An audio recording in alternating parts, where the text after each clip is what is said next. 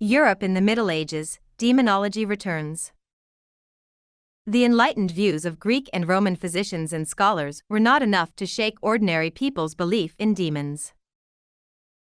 And with the decline of Rome, demonological views and practices became popular once again.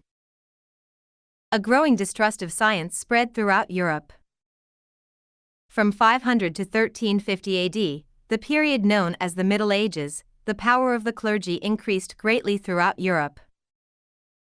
In those days, the Church rejected scientific forms of investigation, and it controlled all education. Religious beliefs, which were highly superstitious and demonological, came to dominate all aspects of life. Once again, behavior was usually interpreted as a conflict between good and evil, God and the devil. Deviant behavior, particularly psychological dysfunctioning, was seen as evidence of Satan's influence. Although some scientists and physicians still insisted on medical explanations and treatments, their views carried little weight in this atmosphere. The Middle Ages were a time of great stress and anxiety of war, urban uprisings, and plagues. People blamed the devil for these troubles and feared being possessed by him. Abnormal behavior apparently increased greatly during this period.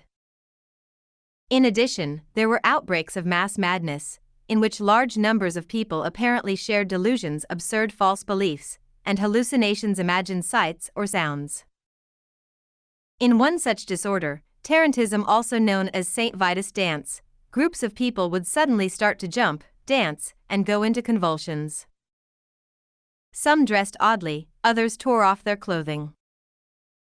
All were convinced that they had been bitten and possessed by a wolf spider, now called a tarantula, and they sought to cure their disorder by performing a dance called a tarantella. In another form of mass madness, lycanthropy, people thought they were possessed by wolves or other animals. They acted wolf-like and imagined that fur was growing all over their bodies.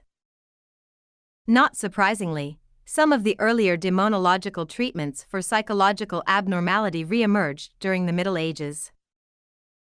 Once again, the key to the cure was to rid the person's body of the devil that possessed it. Exorcisms were revived, and clergymen, who generally were in charge of treatment during this period, would plead, chant, or pray to the devil or evil spirit. If these techniques did not work, they had others to try, some amounting to torture. It was not until the Middle Ages drew to a close that demonology and its methods began to lose favor.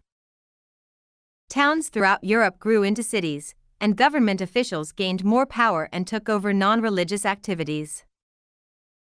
Among their other responsibilities, they began to run hospitals and direct the care of people suffering from mental disorders.